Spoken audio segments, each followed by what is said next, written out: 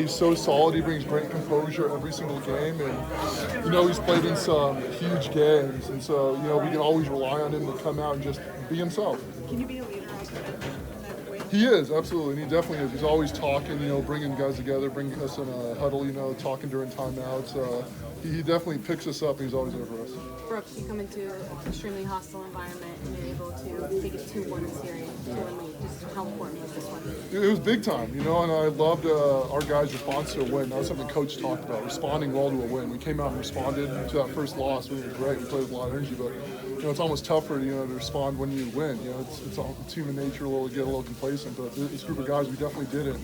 And I was just proud that we came out, and if they made a run, if we made a run, we just stayed solid and kept playing the way we have been all year long. And then we made our run and just stuck with it.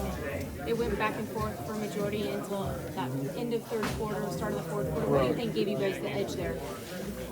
I think it's just been our composure, our belief in one another, and again, every night it's someone different. Pat was huge this night, G was huge this night, and I think we just played great, solid basketball for 3 quarters, and then there's that moment where we kind of break out, we start hitting shots, and it all comes from just, continuously playing great D and creating pace and getting out for 48 minutes.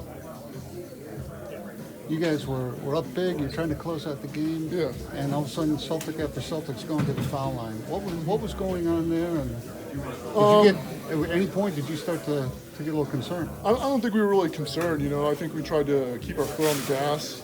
Just tried to keep that intensity, and they drew some fouls. Made some free throws. And then they had a little funky sort of 1-3-1 defense, whatever that was. They were kind of trying to trap a little, and we'll look at that. But we were very pleased the way we came out and just played for pretty much the entire game. Les kind of had somewhat of a quiet night. Mm-hmm. Do you think George Hill maybe senses that and then goes into even more so of an attack mode? Definitely, absolutely. And we can always rely on Bled, regardless if he's scoring or not. He's going to come out with intensity, aggression. That's what he brings to his team. And, George definitely came off the bench and was a huge pick-me-up. We're going to be relying on everyone this entire postseason. Do you sense the game being called any differently in the second half? Was it a little more tighter? And how do you adjust as a player out there?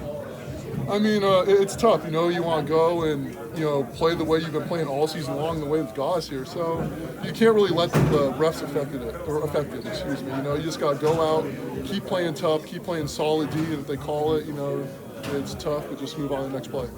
I've seen a lot of aggressiveness from Giannis in the last 2 games, especially. What do you think kind of clicked with him and what things different these last 2 games? I think he's just continued, like you said, he's continued to be aggressive. We all had a tough game 1, but he's responded so well. That's the player we know, the player we love, and he's going to come out with that same killer mentality every single night. That you guys did close that game out. They never did quite get close enough. Anything to be gained from that next time you're in a similar situation? Yeah, we know that they're not going to quit, so we just got to stick with it the entirety of the game. And again, it's a boring answer. 1 game at a time, Game 4, we got to come out, do the same thing. Thank you, guys.